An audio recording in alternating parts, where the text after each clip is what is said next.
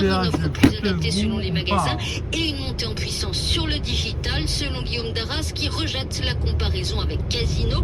Auchan n'est pas en faillite, dit-il. La situation financière est solide et sécurisée sur 5 ans. Et puis toujours continuer sur A4 pendant 28 km. le secteur de la grande distribution chez Casino cette fois-ci. Les dernières négociations sur la dette se sont à nouveau soldées par un échec. Une dette qui s'élève, on le rappelle, à 1,4 milliard d'euros. Le groupe a publié hier soir les propositions des différentes parties et comme prévu, l'actionnaire majoritaire Daniel Kretinsky et les créanciers ne sont pas d'accord sur l'équilibre financier. Les discussions vont se poursuivre selon Casino qui compte sur un accord d'ici la fin juin pour pouvoir continuer de mettre en œuvre son plan de redressement. Merci Margot, Faudéré, les marchés tout de suite. 50 minutes de l'ouverture. 17h11, 6 février. Alors, le CAC 40 est attendu dans le vert à l'ouverture ce matin, une tendance partagée par le DAX également, ainsi que l'Eurostock 50. Ces marchés européens qui, si la tendance se confirme, pourraient rebondir légèrement après le recul inconnu sur la semaine. Pour l'instant, le CAC 40 perd plus de 6% par rapport à vendredi dernier. Les investisseurs continueront bien sûr à suivre ce qui se passe sur le volet des matières premières énergétiques avec un WTI aux alentours des $80 et un baril de Brent aux alentours des $84. On rappelle que le pétrole a progressé de 20% sur une semaine, ce qui pousse la Chine à suspendre ses exportations de gazole et d'essence par crainte de pénurie, tandis qu'aux États-Unis, on envisage plusieurs options pour tenter d'endiguer la hausse des cours du pétrole, même si pour l'heure, aucune option n'a été tranchée. Un mot peut-être rapide des marchés asiatiques. Le Kospi signe un recul de 10% sur la semaine. Le Nikkei, dont on avait peur qu'il signe sa plus forte baisse hebdomadaire depuis 11 mois, sauf tout juste les meubles, en progression de plus 0,62% sur la séance. Il signe un recul de 5,5% sur la semaine. Et si je reviens à Paris, on suivra dans un instant du côté des entreprises ce qui se passe du côté de Atos, de SPI, qui ont publié leurs résultats, ou en Europe du côté de Lufthansa. Merci beaucoup Nicolas, la tech. Good morning business. Avec vous, Anthony Morel, Paris-New York en À 700 mètres, il y a mal de la vallée et ça mal se de faisait à une époque, quand on était un peu plus jeune. On va fêter les 50 ans du premier vol du Concorde et il y a plusieurs projets d'avions supersoniques qui vont prendre la suite, non pas en France. Non, plutôt du côté des États-Unis. Mais c'est vrai que quand on regarde d'un point de vue technologique et d'innovation, c'est un des seuls champs, l'aérien, où on a régressé finalement. On allait très très vite et on va aujourd'hui un petit peu moins vite pour plein de raisons qu'on va pas réexpliquer ici. Mais c'est vrai qu'il y a plusieurs startups qui veulent faire revivre finalement l'aventure du Concorde. Alors ça s'appellera pas le Concorde, mais en tout cas de l'émuler, de l'imiter. C'est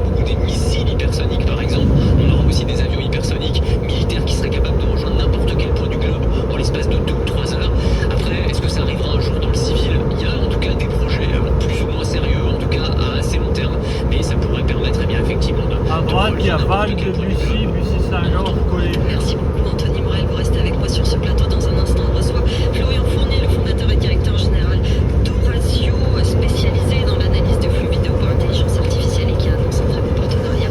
A tout de suite. Good morning business.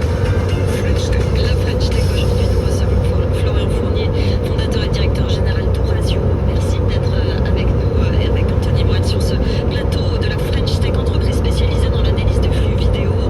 Dites-nous exactement ce que fait Orazio. On avait Visia il y a quelques jours. Est-ce que vous faites à peu près la même chose? C'est quoi votre spécificité? Bonjour Sandra, bonjour Anthony.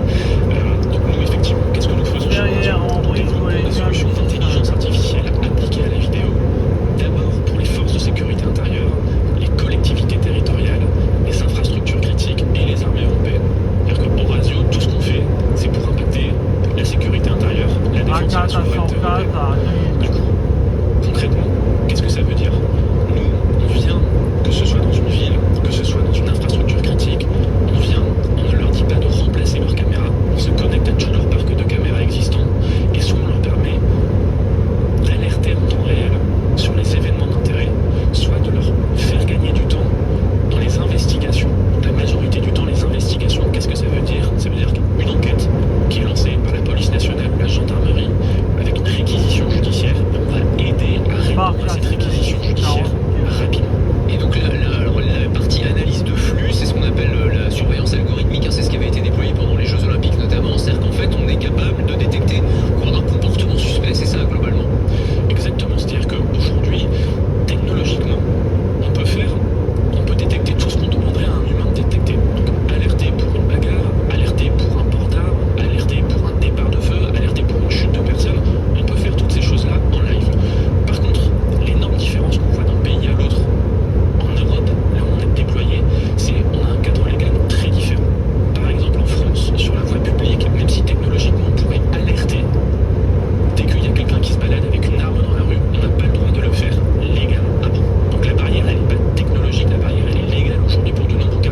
On comprend pourquoi il y a ces barrières. C'est-à-dire que faire évoluer le cadre légal pour permettre des choses en temps réel, ça prend du temps, ça va évoluer. Oui, parce que là, pour le coup, on parle pas de reconnaissance faciale, encore une fois, on À parle droite, il y a détecter une 104 personne qui Charles de porte Gaulle une dans arme, la pour vallée. voir l'intérêt que ça a. Ça, aujourd'hui, on n'a pas la possibilité de le faire légalement, c'est pas possible. Exactement, on n'a pas le cadre légal. Il y a un projet de loi qui est le renouvellement de la loi JO, qui sans doute va être confirmé ces prochaines semaines, qui va permettre ces nouveaux cas d'usage en temps réel, non pas en continu dans les villes, mais lorsqu'il y a des grandes manifestations sportives, culturelles, de faire typiquement la détection d'armes en temps réel, la détection de départ de feu, la détection de mouvements de foule, la détection de chute de personnes, la détection d'objets abandonnés.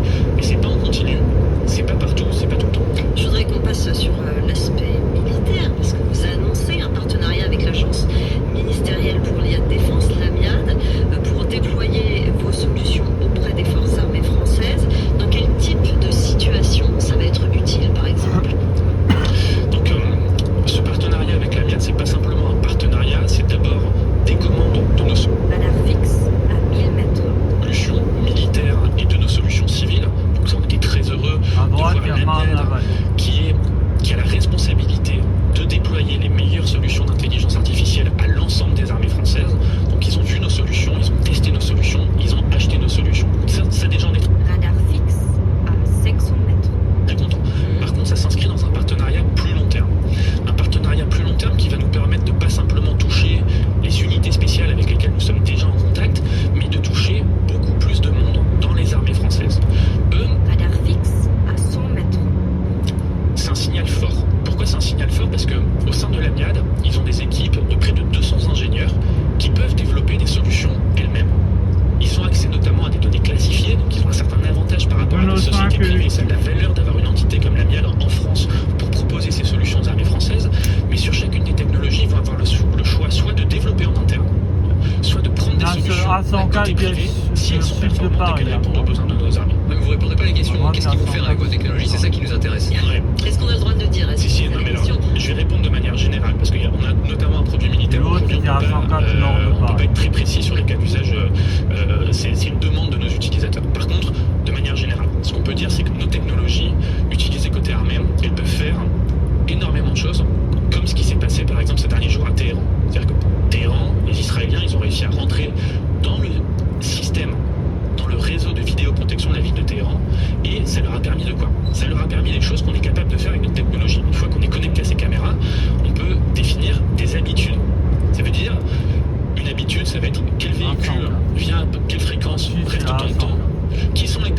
viennent régulièrement à tel ou tel endroit? Quels sont les trajets habituellement utilisés pour aller d'un endroit à un autre endroit? Alerter en temps réel sur la présence d'un drone aérien, d'un drone terrestre, être capable de faire ça pas simplement sur des caméras jour, mais être capable de faire ça sur des caméras thermiques, être capable de détecter pas simplement des véhicules civils, détecter des véhicules militaires, être capable de détecter des positions, que ce soit des tranchées, que ce soit des radios. Aujourd'hui, la technologie, elle peut faire ces différentes choses. Avec un gain de temps qui est absolument considérable, évidemment, par rapport au fait d'analyser le flux vidéo avec des humains. Oui, dernière question, il y a un investisseur parmi d'autres, j'imagine, dans votre entreprise, mais qui nous a un peu tapé dans l'œil, c'est Yann Lequin, forcément. Yann Lequin, bon, forcément, tout le monde le connaît sur BFM Business, évidemment. Qu'est-ce qu'il vient faire dans cette aventure? Je sais qu'il s'intéresse beaucoup à l'IA vidéo pour inventer ce qu'il appelle les world models. Est-ce que ça a un lien avec la nouvelle entreprise qu'il est en train de lancer en France, qui s'appelle Amilabs? Yann Lequin, on a eu beaucoup de chance de le rencontrer. Il a été séduit par le projet, l'ambition, effectivement, aujourd'hui, contribuer à la sécurité intérieure, la défense, la souveraineté européenne. Il faut des talents. Il a investi que quand on lui a partagé notre roadmap technique, donc il a été convaincu par la manière dont on fait les choses. Aujourd'hui, c'est un domaine qui évolue énormément et la manière dont on fait les choses, elle est assez originale, elle est assez innovante. C'est à droite, à millimètre, il y a la cité des choses que pour un marché avec des cycles de vente aussi longs côté armée, côté sécurité intérieure, heureusement qu'on n'a pas simplement Yann Lequin, on a l'ancien numéro 1 d'Interpol, Jürgen Stock, un profil allemand qui nous a rejoint en tant que senior advisor. On a l'ancien directeur de la police danoise qui était numéro 2 d'Europol qui nous a rejoint en tant que senior advisor. On a l'ancien directeur de la sécurité intérieure polonaise qui nous a rejoint et un député européen français. Ces profils-là, ils sont nécessaires pour l'ambition qu'on a de proposer une alternative européenne compétitive technologiquement et commercialement. On vous reçoit tous les 4 mois et à chaque fois vous faites des pas de géant. On adore entendre ça dans la French Tech. Merci beaucoup Florian Fournier, fondateur et directeur général d'Eurasio, d'être venu ce matin dans la matinale de l'économie. Dans un instant, au journal de 8h30, on va parler de Bruxelles qui se réunit beaucoup pour parler évidemment des conséquences énergétiques de ce conflit au Moyen-Orient. On y revient dans un instant, tout de suite. Good Morning Business, le journal. 8h31, les titres Margot. Le conflit en Iran s'invite dans les discussions à Bruxelles et relance les débats sur le marché européen de l'électricité. Les États-Unis s'intéressent aux drones ukrainiens efficaces et bien moins chers que les missiles Patriot. Et puis l'incertitude ambiante pèse sur le moral des Français et sur le crédit immobilier. Les conséquences énergétiques du conflit au Moyen-Orient mettent les Européens sous pression. Ce matin, l'indice de référence du gaz européen se stabilise autour de 51 € le mégawattheure, mais cela reste quasiment 2 fois plus élevé qu'avant le début des frappes en Iran. Alors aujourd'hui, justement, le patron de l'Agence internationale de l'énergie est reçu en urgence par Ursula von der Leyen, la présidente de la Commission. Alix de Bourdon, on vous retrouve à Bruxelles. Donc c'est le sable du Sahara était qui donne initialement prévue pour parler du marché de l'électricité, mais elle risque de prendre une tournure différente au vu des événements récents. Dans les capitales européennes, on cherche pour le moment à rassurer en répétant qu'aucune pénurie n'est imminente. Malgré tout, en France, une cellule de crise se réunit une fois par jour et l'Allemagne a réactivé ses mécanismes de crise. Mais ici, à Bruxelles, les États membres n'ont pas décidé de mesures coordonnées. Alors certes, les prix du gaz restent bien en dessous du pic de 2022, mais s'ils devaient encore augmenter, les conséquences pourraient être importantes, notamment pour des pays comme l'Allemagne et l'Italie, plus dépendants du gaz naturel liquéfié. Et les États membres devraient réagir avec des options comme par exemple celle de repousser l'extension du marché carbone prévue en avril. Par ailleurs, avant même la guerre en Iran, la première ministre italienne Giorgia Meloni avait déjà proposé de baisser les factures en supprimant le prix du carbone des prix de gros de l'électricité, des options qui en revanche rentreraient en confrontation avec les ambitions climatiques de l'Union européenne. Revoir les règles énergétiques européennes, en tout cas, c'est une réforme qui est soutenue de longue date par le Rassemblement national. Hier, à Lille, son président Jordan Bardella l'a une nouvelle fois appelé de ses côtés.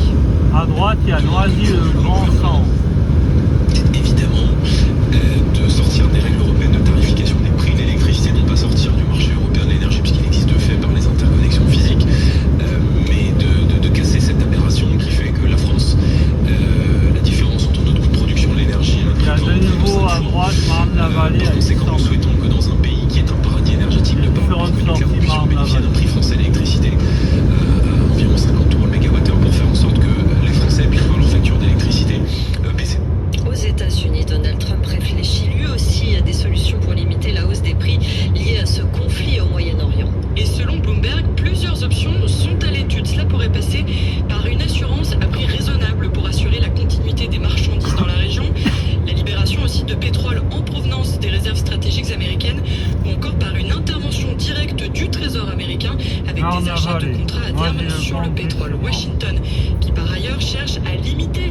l'après-guerre. Près de 4 milliards de dollars auraient été dépensés sur les 100 premières heures du conflit. Alors les États-Unis s'intéressent de près aux drones ukrainiens, très efficaces et bien moins chers que les solutions américaines. Jean-Baptiste Huette. Un problème basique se pose. Un drone iranien Shahed vaut environ 30 000 $ et pour le détruire, on tire souvent un missile Patriot à près de 2 millions de dollars. Une asymétrie intenable, d'abord pour une question de coût, mais aussi parce que les stocks de Patriot sont limités. Environ 600 missiles ont été produits l'an dernier par Lockheed Martin. Or en face, l'Iran disposerait de plusieurs dizaines de milliers de drones Shahed. Résultat, les réserves intercepteurs commencent déjà à se tendre dans la région. Le salut pourrait donc venir de l'Ukraine, devenue en 4 ans de guerre un laboratoire mondial de la défense anti-drone. Kiev a développé toute une génération de drones intercepteurs bon marché, capables de poursuivre et de percuter les Shahed en vol. Produits par une douzaine d'entreprises, ces appareils ne coûtent que quelques milliers de dollars. Le président ukrainien affirme que les États-Unis, l'Europe et plusieurs pays du Moyen-Orient demandent désormais l'expertise ukrainienne pour contrer ces attaques. Des discussions sont en cours. Reste un risque pour Kiev que des technologies développées pour défendre l'Ukraine soient progressivement mobilisées ailleurs et finissent par lui faire défaut. On revient en France. L'incertitude géopolitique va se cumuler avec l'incertitude économique qui pèse sur le moral des consommateurs français. Oui, il faut dire qu'entre la guerre en Ukraine, les droits de douane américains et l'instabilité politique en France, les crises se multiplient et cela se reflète sur le niveau des crédits immobiliers. L'Observatoire des crédits aux ménages vient de publier son étude pour 2025 et Mathilde Chaminade, le nombre de Français avec un crédit immobilier n'a jamais été aussi bas depuis le début de la publication en 1989. Oui, seuls 28,7% des ménages détenaient un crédit immobilier contre 29,6% en 2024. Les crédits à la consommation sont aussi en forte baisse. Dans l'ensemble, tout type de crédit confondu, la part des ménages endettés est de 40,4% en 2025, un plus bas historique qui marque la 7e année de baisse consécutive. Ces dernières années, ces baisses sont d'ailleurs particulièrement prononcées. Le nombre de ménages détenant un crédit a diminué de plus d'1 200 000 personnes en 2024, alors qu'il n'avait diminué que de 660 000 personnes entre 2008 et 2010 en pleine crise financière. Quelles explications donne l'Observatoire, Mathilde? Le rapport cite la détérioration de la situation économique et financière, le climat d'incertitude, mais aussi l'explosion du prix des logements, notamment dans les petites villes ou la ruralité. Plus de ménages se trouvent tout simplement exclus du marché immobilier et la situation ne devrait pas s'améliorer en 2026. Seuls 2,8% des ménages ont l'intention de souscrire un crédit dans les 6 prochains mois. À droite, il y a A86 direction nord. Merci Nous sommes beaucoup, dans le Mathilde tunnel Chaminade. Dans entre l'actualité Draille. des entreprises, la première licorne française du quantique. Donc à droite, c'est A86 au nord de Oui, Paris. une opération qui devrait se faire dans un premier temps Le sur le Nasdaq contournement pour une Paris au valorisation de milieu, 2 entre le milliards de dollars. périphérique et la Il faut dire que la start-up française a parcouru beaucoup de chemin depuis sa création en 2019, Paul Valère. Pascal a déjà à son tour de table des actionnaires prestigieux, le fonds souverain de Singapour Temasek, le fonds de Saoudi Aramco, Isaï, mais aussi le coréen LG. Avec ses ordinateurs basés sur la technologie des atomes neutres, la start-up a un avenir prometteur dans le secteur, selon l'analyste John Plassard. C'est une approche qui est considérée par plusieurs chercheurs comme l'une des plus prometteuses pour construire des machines quantiques à grande échelle.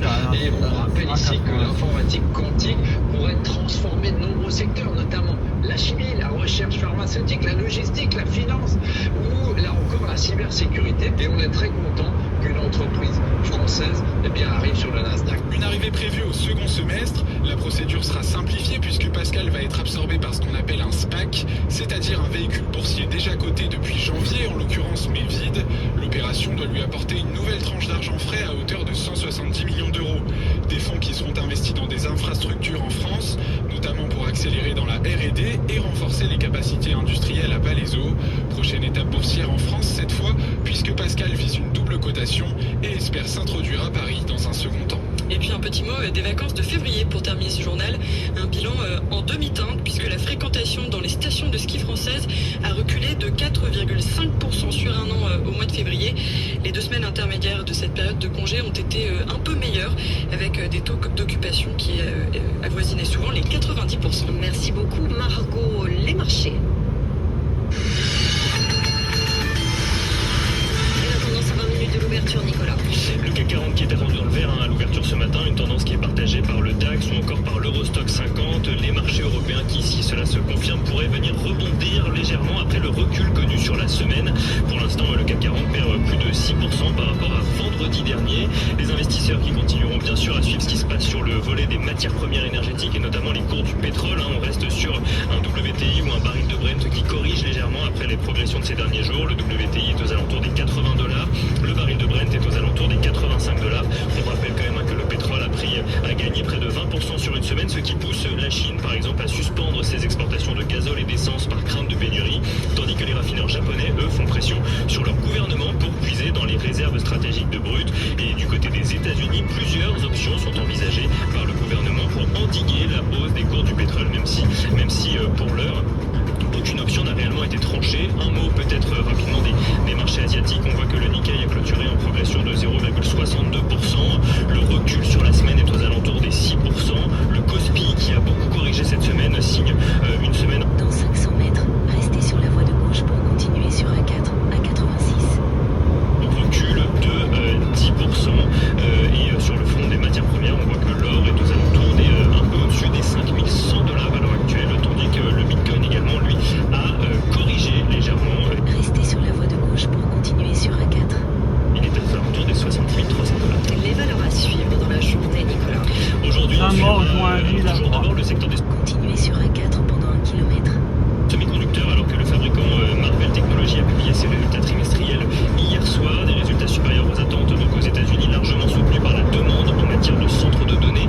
Et à Paris, on suivra les résultats. Tu verras le cours de Atos qui annonce améliorer sa marge brute alors que son chiffre d'affaires net est en recul. Atos qui vise une année de stabilisation en 2026, puis une accélération de la croissance en 2027 et 2028. On suivra également SPI qui publie des résultats solides et une marge d'EBITDA record. L'année 2025 qui a confirmé la dynamique de... Dans 500 mètres, utilisez les deux voies de droite pour prendre la sortie en direction de A6 à 10. croissance Radar fixe à 500 mètres. du groupe SPI qui annonce également le départ de son PDG Gauthier Louette. Et puis on suivra également ce qui se passe du côté de Lufthansa. Radar fixe à 300 mètres. Alors que Lufthansa a annoncé un résultat net Utilisez les deux voies de droite pour prendre la sortie en direction de A6. en recul, mais un chiffre d'affaires et un bénéfice opérationnel largement au-dessus Radar fixe à 100 mètres. Là, on a pris la 86. des attentes. Lufthansa qui annonce en planche être inquiète sur l'incertitude en 2026 en raison de la guerre en Moyen-Orient. Merci beaucoup, Nicolas. On se retrouve à 9h. La 86, c'est entre le périphérique et le contournement à 104. Vendredi, 8h40, Fiorentino arrive et La 86, rubrique de la contournement à semaine. pratiquement Paris. La 104, c'est le périphérique, donc périphérique de totalement Good Morning Business. Le débrief de la matinale, le débrief de la semaine, presque avec ce rendez-vous tous les vendredis. Oui, Fiorentino, associé Jérôme de Roland, on s'est embêté. Exactement, le monde a changé, la géopolitique a changé en quelques jours. Évidemment, on parle de ce conflit au Moyen-Orient, du retour de la volatilité et d'une extrême nervosité des marchés cette semaine. Qu'est-ce qu'on peut retenir, Marc? Moi, j'ai trouvé ça très intéressant parce que j'avais l'impression que les traders avaient appliqué le chapitre numéro 1 du petit guide d'urgence du trader en période de conflit au Moyen-Orient. Ça a été vraiment très propre. Je ne parle pas évidemment du drame humain et des bombardements et des choses comme ça. Je parle uniquement économie et marché. Et vraiment, Radar fixe à 500 mètres. en fait, ils ont déroulé la feuille de route. Alors la feuille de route, c'est très simple. Qu'est-ce qu'on fait quand il y a un conflit au Moyen-Orient? Eh bien, on vend, Radar fixe à 300 mètres. on achète le pétrole. Maison Alfort et Créteil, on Est, vend à droite. les indices boursiers, on achète le dollar. Radar fixe à 100 mètres. Et puis dans les indices boursiers, on fait attention à vendre plus l'Asie qui est très dépendante du pétrole, l'Europe un peu moins, et puis les États-Unis quasiment pas. On avait eu très peu de baisse aux États-Unis par rapport aux indices européens, aux indices asiatiques avec la À droite, panique il y a qu'on a Maison eu, Alfort et notamment à Créteil. Séoul, en Thaïlande, au Japon, et puis à l'intérieur des actions aussi, ça a été très propre, c'est-à-dire qu'on a vu les gens se ruer sur les valeurs pétrolières, les valeurs de la défense, et puis ils ont vendu les valeurs d'hôtellerie, les valeurs de compagnies aériennes. Donc on a eu en fait une semaine de réaction à court terme, j'ai envie À de dire, droite, il y a Créteil. sans réelle panique. J'ai trouvé ça assez intéressant, mais on a déroulé la feuille de route classique du petit guide du trader en cas de guerre au Moyen-Orient, mais avec, je trouve, un pessimisme qui me paraît très très étonnant. Vous comprenez ce pessimisme des investisseurs? Alors,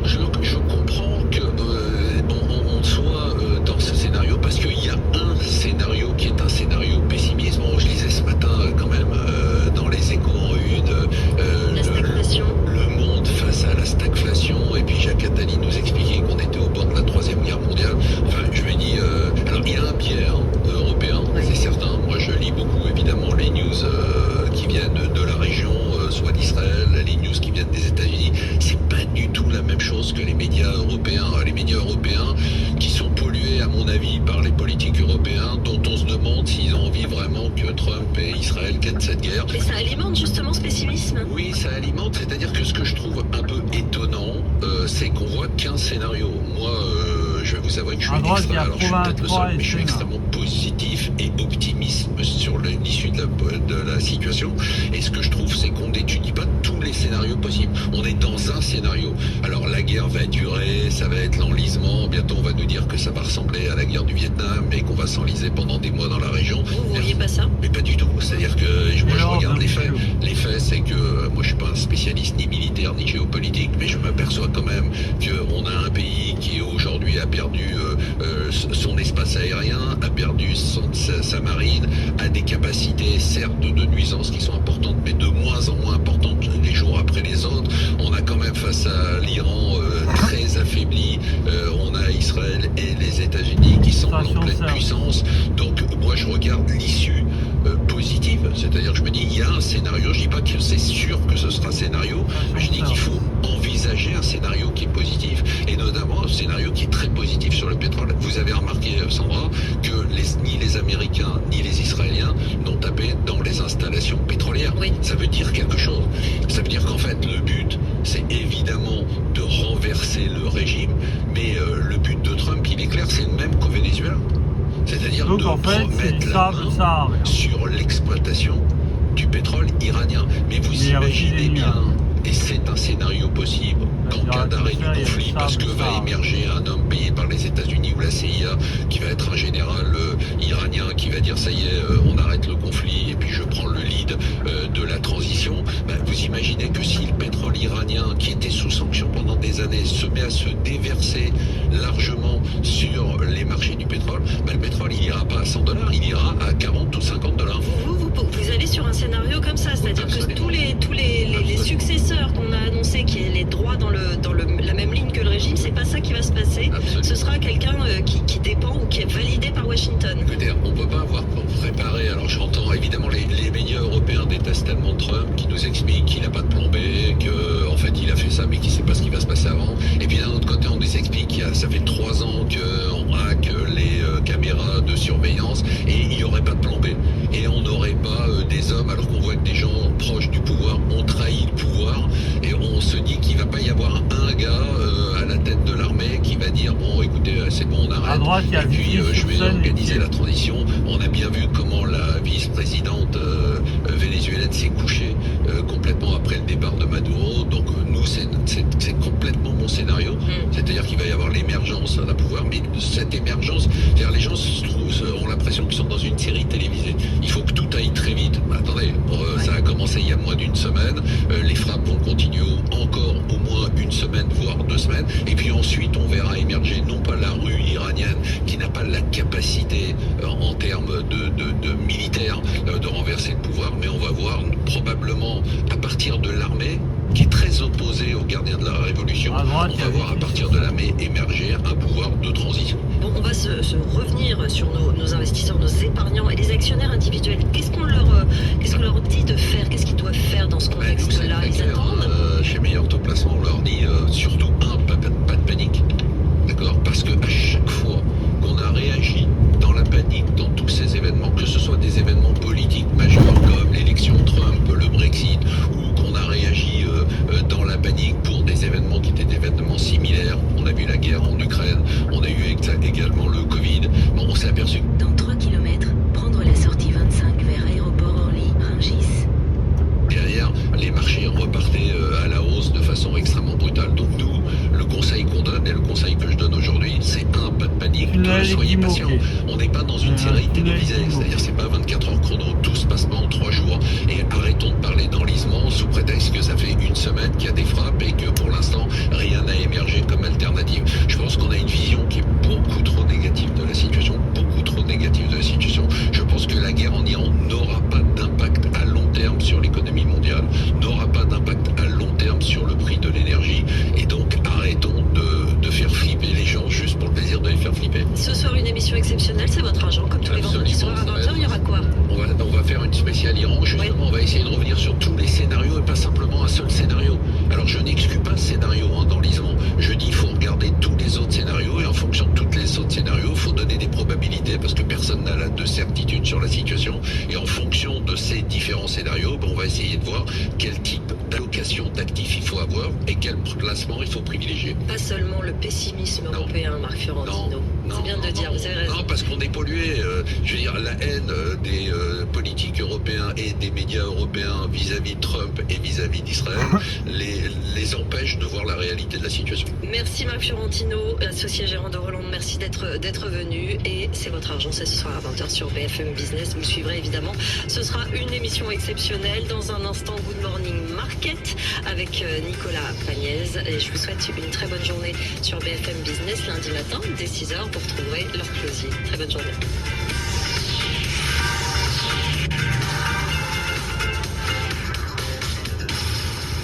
La Banque cantonale de Genève-France, banque de financement et de gestion privée, vous accompagne dans la valorisation et la diversification de votre patrimoine.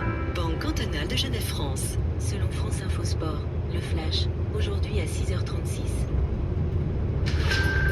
France Info. Bonjour Cédric. Bonjour Thomas. On commence par la Coupe de France de football, ça y est, on connaît le dernier carré. Oui, le dernier qualifié, c'est le Racing Club de Lens qui a éliminé l'Olympique lyonnais hier soir au tir au but. Il y aura quand même eu 3 séances de tir au but lors de ces quarts de finale. Et ce serait une demi-finale pour Lens à domicile contre Toulouse, l'entraîneur Pierre Sage. Toulouse a fait un très bon résultat à Marseille, donc tout est possible dans cette coupe.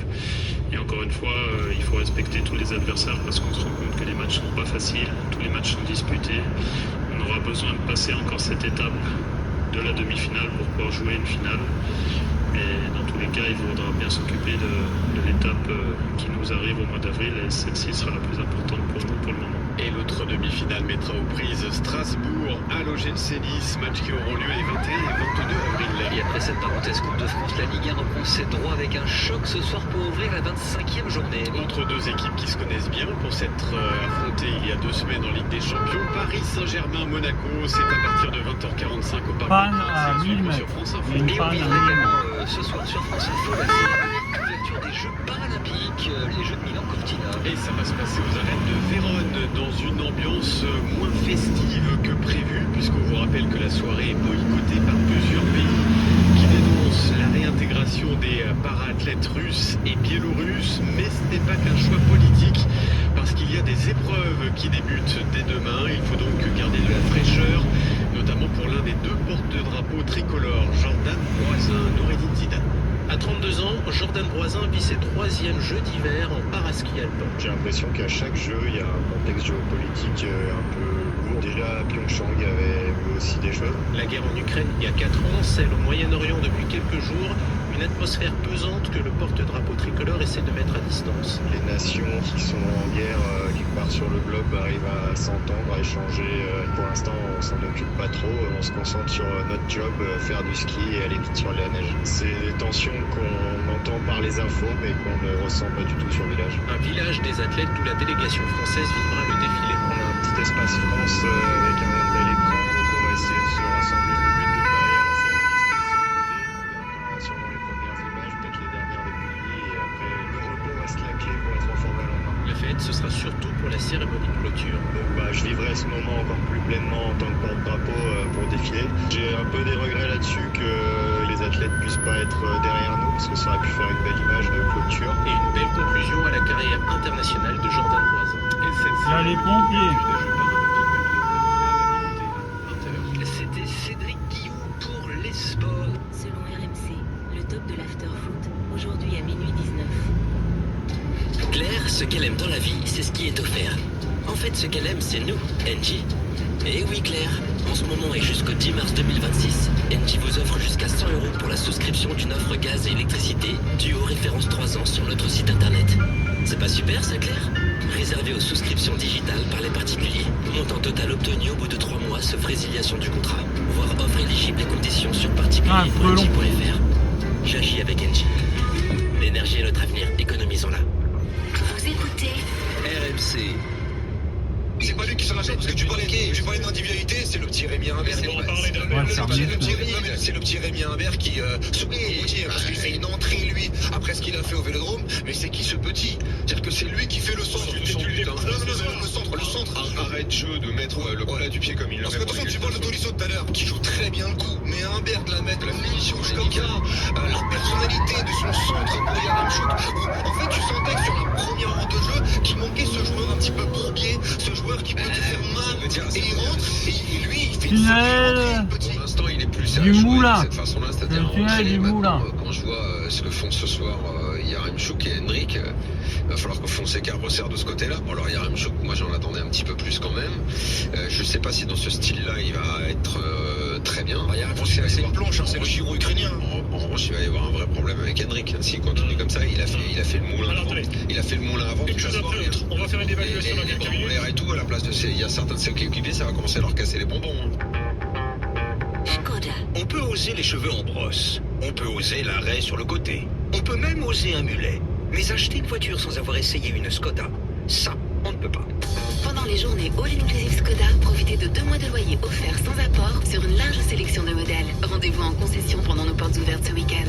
2 loyers offerts. Le premier loyer est l'aide des 37 mois si accord par Volkswagen Bank. Offre jusqu'au 31 mars. Détails sur skoda.fr. Skoda. Pensez à covoiturer. C'est tout pour vos actualités. Pour voir d'autres articles, ouvrez Google Actualités. Ok Google, écoutez les informations. Voici les dernières actualités. Selon France Info, le flash, aujourd'hui à 17h20. France Info, le fil info. Aucun signal GPS disponible. Recherche satellite. De 17h20. Près de 1000 hommes au Liban, 300 000 personnes ont été déplacées après les frappes israéliennes. Notamment au sud de Beyrouth, c'est le nombre annoncé par l'association humanitaire norvégienne NRC. Depuis hier, la France promet à ses réfugiés une aide humanitaire et c'est maintenant le Hezbollah qui conseille aux Libanais de prendre la fuite avant de nouvelles actions, notamment à la frontière avec Israël.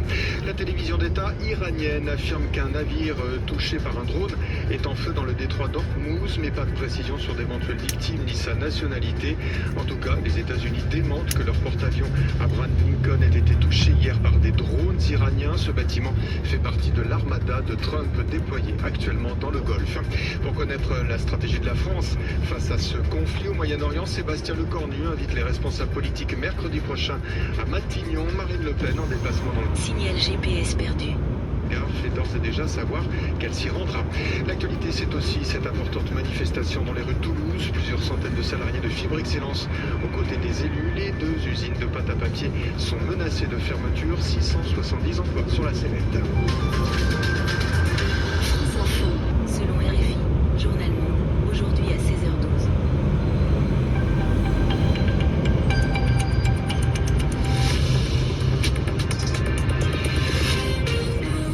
Il est 16h ici à Paris, 18h30 à Téhéran, 10h à Washington. Bonjour à tous. Karine Belisha. À la une de ce journal, Donald Trump veut une capitulation sans condition de l'Iran et entend bien poursuivre les bombardements aériens du pays. Israël continue aussi ses frappes sur le front iranien et libanais. Le Hezbollah pro-iranien menace de frapper les localités de l'État hébreu à la frontière. Les pays de la région sont toujours des cibles des drones et des missiles de Téhéran.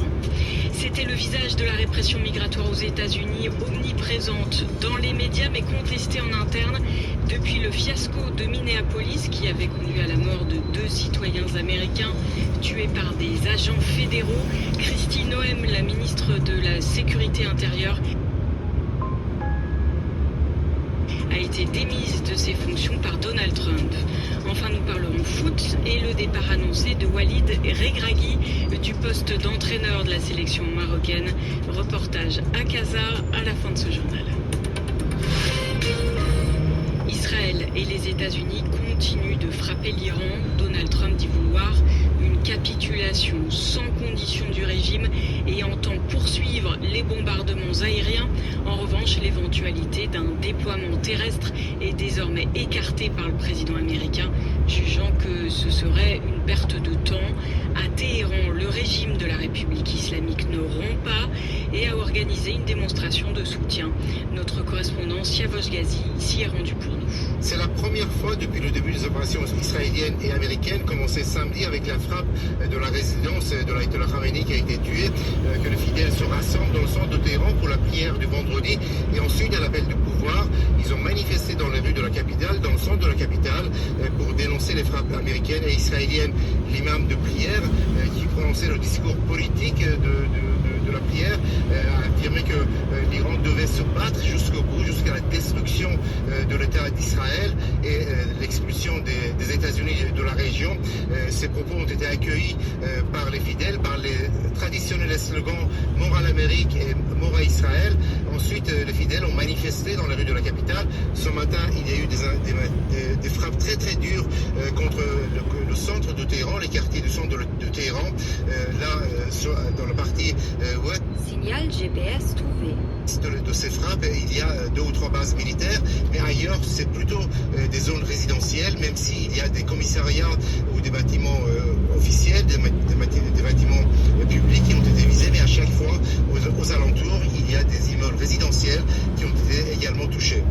Siavash Ghazi, à Téhéran, une démonstration de force du régime en plein bombardement et une mise en garde à sa population. Le chef de la police iranienne a ordonné aux forces de l'ordre de tirer sur d'éventuels pillards alors que la population tente de survivre sous les bombes. Le régime organise aussi un blackout des communications. À l'extérieur, le régime continue d'envoyer drones et missiles. Une nouvelle fois, Israël a été visé ainsi que beaucoup de pays du Golfe, Arabie Saoudite, Qatar, Bahreïn, Koweït et Émirats Arabes Unis. Les dirigeants de la région s'étaient opposés à cette guerre. Depuis samedi, ils n'ont pas ouvertement critiqué les États-Unis et Israël, mais une prise de parole suscite l'attention, Guilhem Delteil, celle d'un homme d'affaires émirien.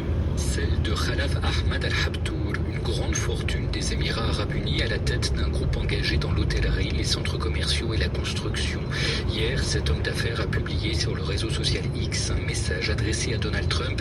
Il qualifie l'entrée en guerre de décision dangereuse et interroge « Qui vous a donné la permission de transformer notre région en champ de bataille ?»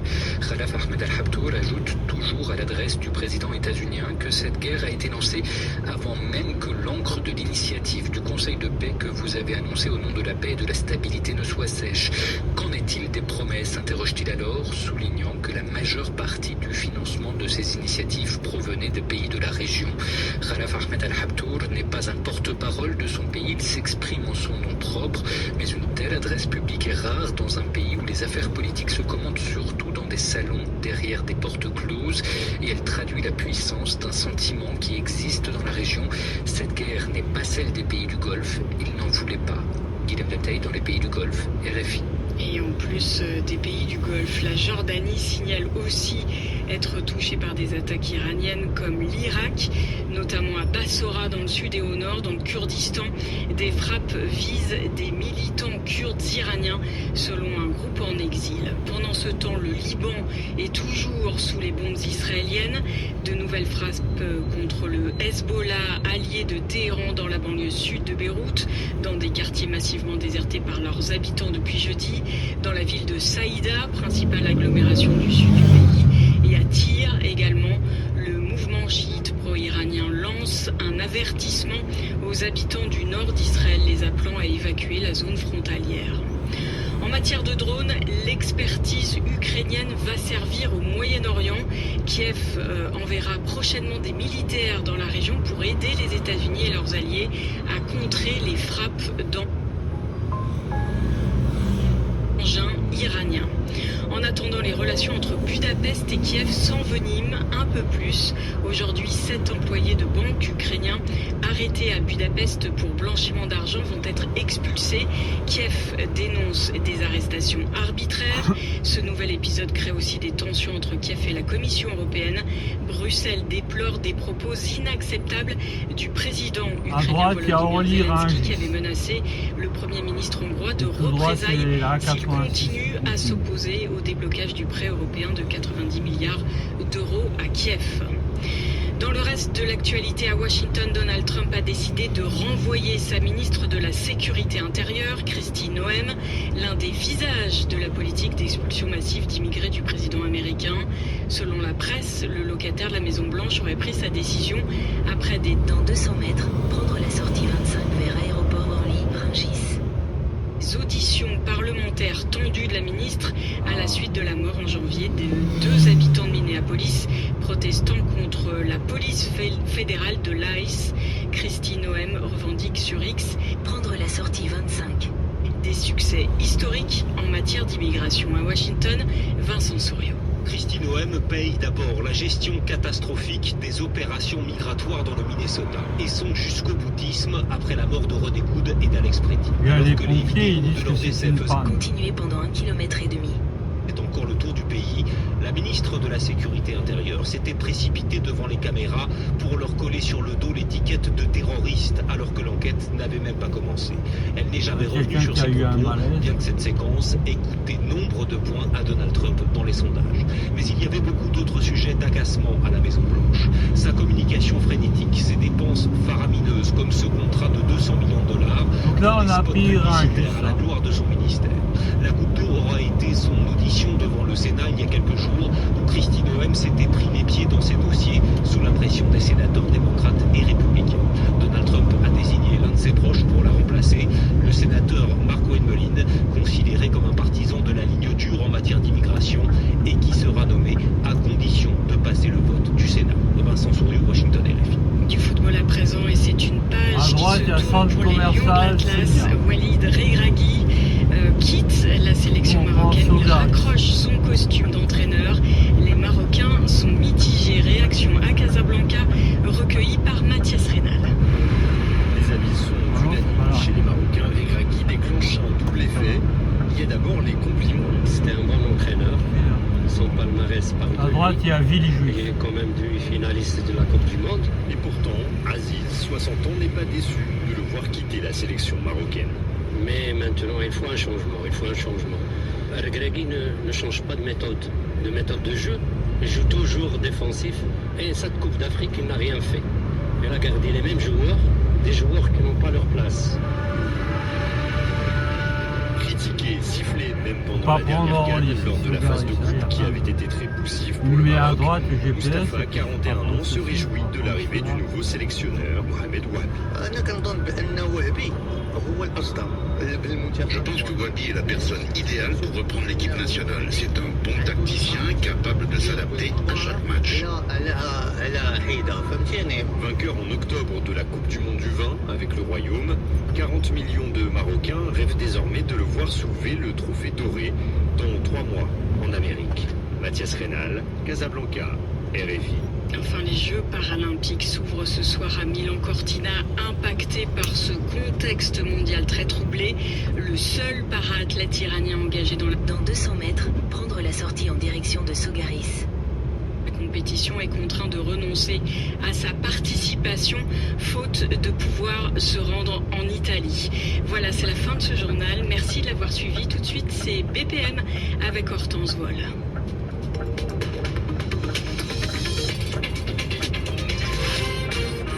À gauche, il y a la A80. Retrouvez l'intégralité des podcasts RFI sur l'application RFI Pure Radio.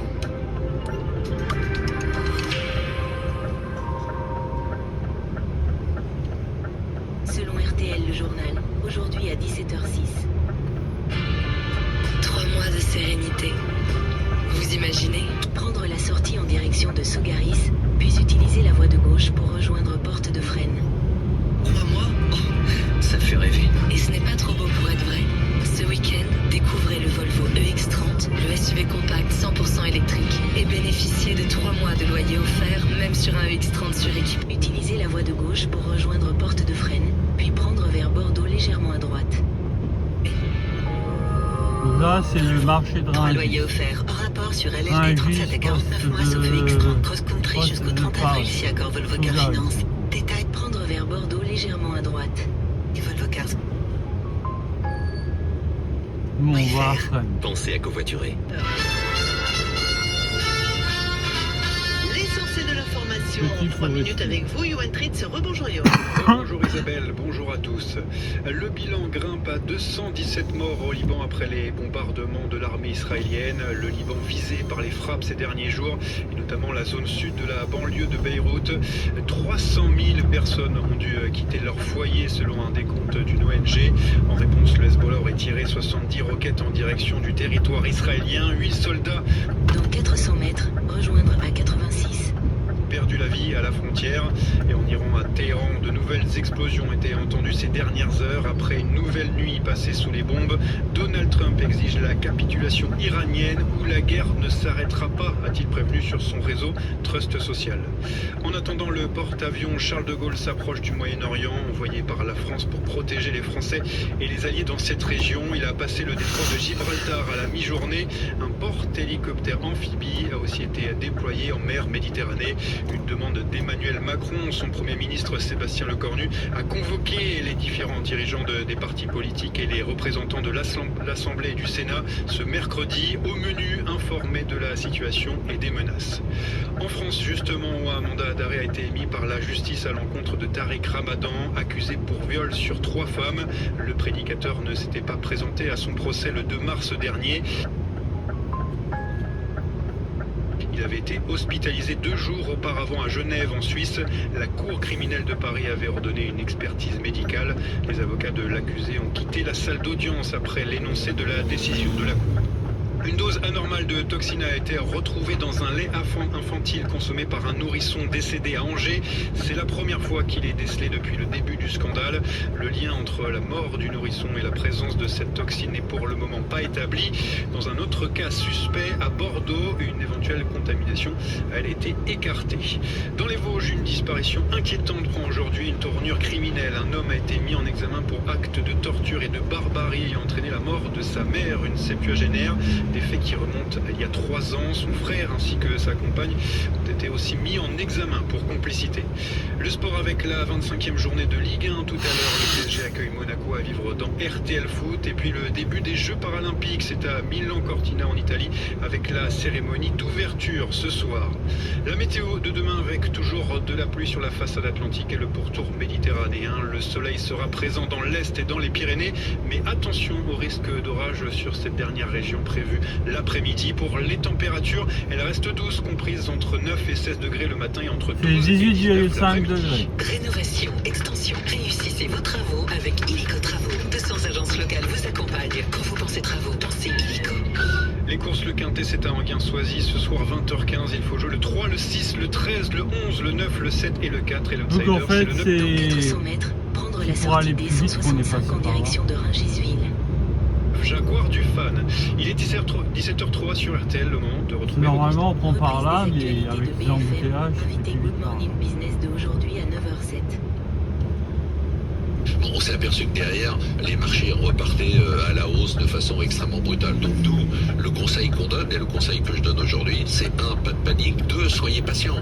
On n'est pas dans une série télévisée, c'est-à-dire c'est pas 24 heures chrono, tout se passe pas en 3 jours. Et arrêtons de parler d'enlisement sous prétexte que ça fait 1 semaine qu'il y a des frappes et que pour l'instant, rien n'a émergé comme alternative. Je pense qu'on a une vision qui est beaucoup trop négative de la situation, Je pense que la guerre en Iran n'aura pas d'impact à long terme sur l'économie mondiale, n'aura pas d'impact à long terme sur le prix de l'énergie. Et donc, Prendre la sortie D165, puis prendre D165 légèrement à gauche. arrêtons de faire flipper les gens juste pour le plaisir de les faire flipper. Ce soir, une émission exceptionnelle, c'est votre argent, comme tous les vendredis soirs à 20h, il y aura quoi? On va faire une spéciale Iran, justement, on va essayer de revenir sur tous les scénarios et pas simplement un seul scénario. Alors je n'exclus pas le scénario d'enlisement, je dis il faut regarder tout. Prendre D165 légèrement à gauche, puis prendre à gauche sur avenue Charles Lindbergh, D165. Les autres scénarios, et en fonction de tous les autres scénarios, il faut donner des probabilités parce que personne n'a de certitude sur la situation. Et en fonction de ces différents scénarios, on va essayer de voir quel type d'allocation d'actifs il faut avoir et quel placement il faut privilégier. Pas seulement le pessimisme européen, Marc Fiorentino. C'est bien de dire, vous avez raison. Non, parce qu'on est pollué. Je veux dire, la haine des politiques européens et des médias européens vis-à-vis de Trump et vis-à-vis d'Israël les empêche de voir la réalité de la situation. Merci Marc Fiorentino, associé gérant de Roland, merci d'être venu et c'est votre argent, ça se puissance. Au feu, tournez à gauche sur avenue Charles Lindbergh, D165. À 20h sur BFM Business, vous le suivrez évidemment. Ce sera dans 300 mètres, au rond-point de l'Europe, prendre la première sortie rue des Alliés en direction de Rungis, Fresnes.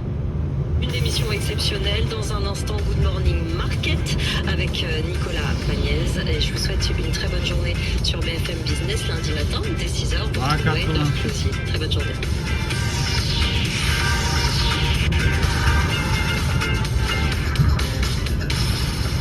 La Banque cantonale de Genève-France, banque de financement et de gestion privée, vous accompagne dans la valorisation et la diversification de votre patrimoine. Banque cantonale de Genève-France. Selon France Info Sport, le flash, aujourd'hui à 6h30 dans 150 mètres, au rond-point Ali Djermouni. Continuez tout droit sur avenue du Parc Médicis.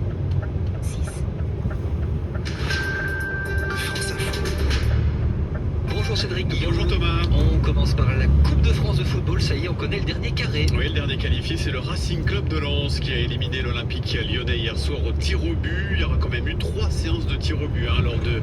Dans 800 mètres, tournez à droite sur le parking.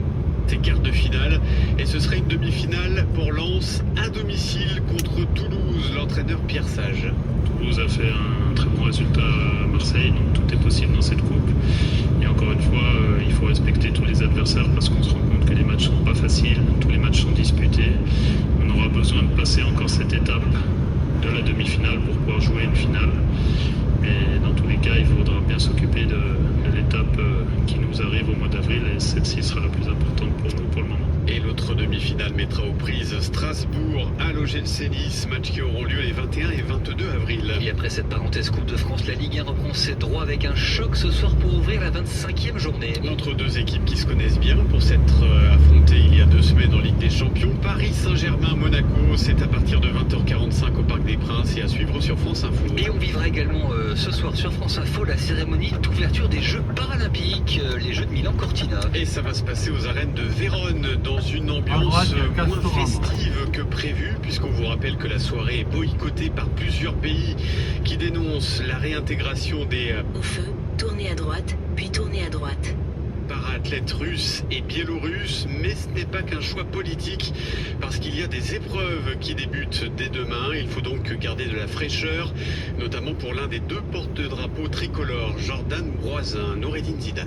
À 32 ans, Jordan Broisin vit ses 3e Jeux d'hiver en paraski alpin. J'ai l'impression qu'à chaque jeu, il y a un contexte géopolitique un peu lourd. Déjà, à Pyeongchang, il y avait eu aussi des choses. La guerre en Ukraine il y a 4 ans, celle au Moyen-Orient depuis quelques jours, une atmosphère pesante que le porte-drapeau tricolore essaie de mettre à distance. Les nations qui sont en guerre quelque part sur le globe arrivent à s'entendre, à échanger. Pour l'instant, Tournez à droite sur le parking, puis tournez à droite. On s'en occupe pas trop, on se concentre sur notre job, faire du ski. Dans 400 mètres, tournez à gauche vers avenue du Parc Médicis. Et vite sur la neige. C'est des tensions qu'on entend par les infos, mais qu'on ne ressent pas du tout sur le village. Un village des athlètes où la délégation française vivra le défilé. On a un petit espace France avec un bel écran. Donc on va essayer de se... Dans 100 mètres, faire demi-tour. Rassembler. Le but de ne pas aller à la cérémonie, c'était de se reposer. On regardera sûrement les premières images, peut-être les dernières depuis le lit, et après, le repos reste la clé pour être en forme le lendemain. Faire demi-tour, puis prendre à droite sur avenue du Parc Médicis. La fête, ce sera surtout pour la cérémonie de clôture. Donc je vivrai ce moment encore plus pleinement en tant que porte-drapeau pour défiler. J'ai un peu des regrets là-dessus que les athlètes puissent pas être derrière nous, parce que ça aurait pu faire une belle image de clôture. Et une belle conclusion à la carrière internationale de Jordan Broisin. Et cette cérémonie d'ouverture Au feu, tournez à droite sur avenue du Parc Médicis. des Jeux Paralympiques de Milan-Cortina va débuter à 20h. C'était Cédric Guillou pour les sports. Selon RMC, le top de l'after-foot, aujourd'hui à minuit 19. Claire, ce qu'elle aime dans la vie, c'est ce qui est offert. En fait, ce qu'elle aime, c'est nous, Engie. Et oui, Claire, en ce moment et jusqu'au 10 mars 2026, Engie vous offre jusqu'à 100 € pour la souscription d'une offre gaz et électricité Duo référence 3 ans sur notre site internet. C'est pas super ça, Claire? Réservé aux souscriptions digitales par les particuliers. Montant total obtenu au bout de 3 mois sauf résiliation du contrat. Voir offre éligible et conditions sur particulier.engie.fr. J'agis avec Engie. L'énergie est notre avenir, économisons-la. Vous écoutez RMC. c'est pas lui qui s'en achète. Parce que tu parlais d'individualité, c'est le petit Rémi Imbert. On va parler d'Imbert. C'est le petit Rémi Imbert qui se parce qu'il fait une entrée, lui, après ce qu'il a fait au Vélodrome. Mais c'est qui ce petit? C'est-à-dire que c'est lui qui fait le centre. Le centre. Arrête jeu de mettre le plat du pied comme il l'a fait. Parce que attention, tu parles de Tolisso tout à l'heure, qui joue très bien le coup. Mais Imbert la mettre en ligne touche comme ça, la personnalité de son centre pour Yaremchuk, où en fait tu sentais que sur la première heure de jeu, qu'il manquait ce joueur un petit peu bourbier, ce joueur qui peut te faire mal. Et il rentre, et lui, il fait une sacrée entrée, le petit. Pour l'instant, il est plus à jouer de cette façon-là, c'est-à-dire à rentrer. Maintenant, quand je vois ce que font ce soir Yaremchuk et Henrik, il va falloir que Fonseca resserre de ce côté-là. Bon, alors Yaremchuk, moi j'en attendais un petit peu plus quand même. Je sais pas si dans ce style-là, il va être très bien. Yaremchuk, c'est une planche, c'est le chiro ukrainien. En revanche, il va y avoir un vrai problème avec Henrik. S'il continue comme ça, il a fait le moulin avant. Il a fait le moulin avant. Une chose après l'autre.